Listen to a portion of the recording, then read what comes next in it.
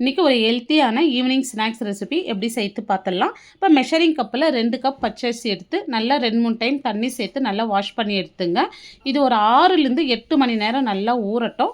இப்போது 1.5 கப் வெல்லம் சேர்த்துட்டு அதே கப்பில் 2 கப் தண்ணி சேர்த்து வெல்லம் கரைச்சி எடுத்துக்கலாம். இப்போ பாருங்கள், வெல்லம் நல்லா முழுமையாக கரைஞ்சிருக்கு. இப்போ ஸ்டவ் ஆஃப் பண்ணிவிட்டு இது ஒரு சைடு நல்லா ஆறட்டும். இப்போ அரிசி வந்து 8 மணி நேரமாக நல்லா ஊறி இருக்குது. தண்ணி வடிச்சிட்டு மிக்ஸி ஜாரில் சேர்த்து கொஞ்சமாக தண்ணி சேர்த்து ஒரு 3/4 பதத்துக்கு அரைச்சி எடுத்துங்க.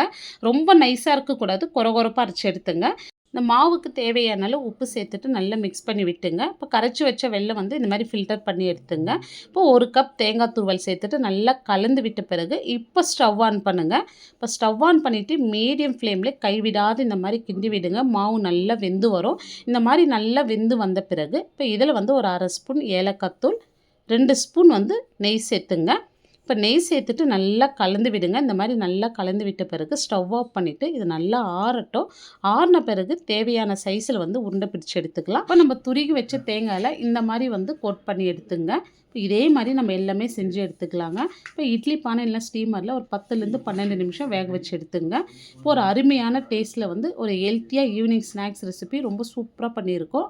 இந்த வீடியோ வந்து டீட்டெயிலாக அளவுகளோடு ஃபுல் வீடியோ பார்க்கணுன்னா கீழே இருக்கிற ப்ளே பட்டனை கிளிக் பண்ணி பாருங்கள்.